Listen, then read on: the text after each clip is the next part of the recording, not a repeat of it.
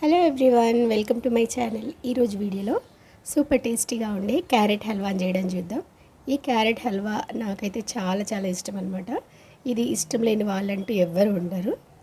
ఈ క్యారెట్ హల్వాని చాలామంది చాలా రకాలుగా చేస్తుంటారు, కానీ నేను చేసే ఈ పద్ధతిలో చేసుకుంటేనే అది చాలా బాగుంటుంది అనమాట. అట్లా చెప్తున్నానని కాదు, కానీ ఒక్కసారి ట్రై చేయండి, మీకే తెలుస్తుంది.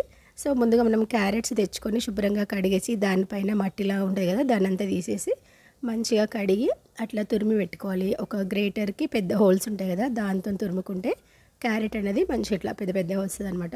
తర్వాత స్టవ్ పైన ఒక కడాయి పెట్టేసుకొని దాంట్లోకి ఒక 2 స్పూన్స్ వరకు నెయ్యి వేసుకోవాలి. తర్వాత చిన్న ముక్కలుగా కట్ చేసుకున్న డ్రై ఫ్రూట్స్ వేసి వేయించుకోవాలి. ఇక్కడ బాదాం, కాజు, కిస్మిస్ ఇంకా పిస్తా అనమాట.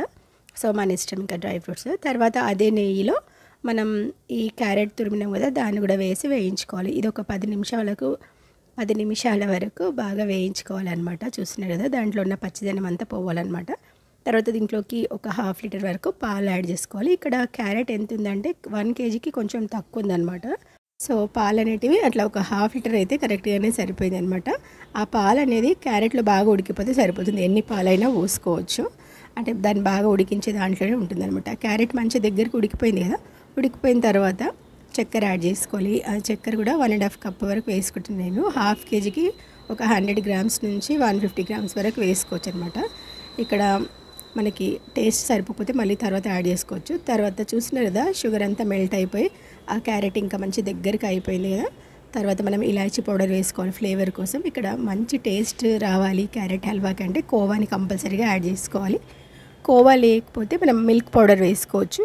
మిల్క్ పౌడర్ కూడా లేదు అంటే పాలనే బాగా మరిగిస్తే అది దగ్గరికి వచ్చేస్తుంది కోవాలాగా. సో ఆ పాలతో కూడా వేసుకోవచ్చు అనమాట. టేస్ట్ అనేది చాలా చాలా బాగుంటుంది. మనకి ఈ క్యారెట్ హల్వా ట్రెడిషనల్గా ఇట్లనే వేసుకోవాలన్నమాట. పెళ్ళిళ్ళు, ఫంక్షన్స్లో, హోటల్స్లో కూడా ఇట్లనే వేస్తారు. సో ఈ క్యారెట్ హల్వా ఇట్లా రెడీ చేసుకుంటే మనకి మంచిగా టేస్ట్ బాగుంటుంది అనమాట. లాస్ట్లో కొంచెం నెయ్యి వేసేసుకోవాలి, డ్రై ఫ్రూట్స్ కూడా వేసేసుకోవాలి. అది మంచిగా దగ్గరికి అయిపోయి కొంచెం చల్లారిన తర్వాత పొడి పొడిగా వచ్చేస్తుంది మనకి. సో చూసిన కదా, సూపర్ టేస్టీగా క్యారెట్ హల్వాని ఇట్లా చేసుకోవాలి. ఇదే గాజర్ హల్వా అంటే మనం వింటర్లో గాజర్ అని వస్తుంటుంది అనమాట, దాంతో చేసుకుంటే కూడా చాలా బాగుంటుంది. సో క్యారెట్స్ ఎప్పుడు ఉంటాయి కాబట్టి క్యారెట్తోనే నేను ఇట్లా చేసుకుంటాను. మీకు నచ్చితే మీరు కూడా తప్పకుండా ట్రై చేయండి. చాలా చాలా బాగుంటుంది ఈ క్యారెట్ హల్వా అనేది. ఇట్లా మనం తురిమి వేసుకునే దాంతోనే టేస్ట్ అనేది బాగా వస్తుంది అనమాట. గ్రైండ్ చేసి మిక్సీ పట్టి అట్లా కాకుండా ఇట్లనే వేసుకోవాలి. సో చూసినారు కదా, ఎంతో టేస్టీగా ఉండే క్యారెట్ హల్వాని మీరు కూడా తప్పకుండా ట్రై చేయండి. వీడియో నచ్చితే కనుక లైక్ చేసి షేర్ చేసేయండి. అండ్ ఫస్ట్ టైం నా ఛానల్ చూసిన వాళ్ళు సబ్స్క్రైబ్ చేసుకోండి. ఇక్కడ వరకు వీడియో చూసిన వాళ్ళందరికీ చాలా చాలా థ్యాంక్స్. మళ్ళీ ఇంకొక మంచి వీడియోతో ముందుకు వచ్చేస్తాను. అంతవరకు బాయ్ బాయ్.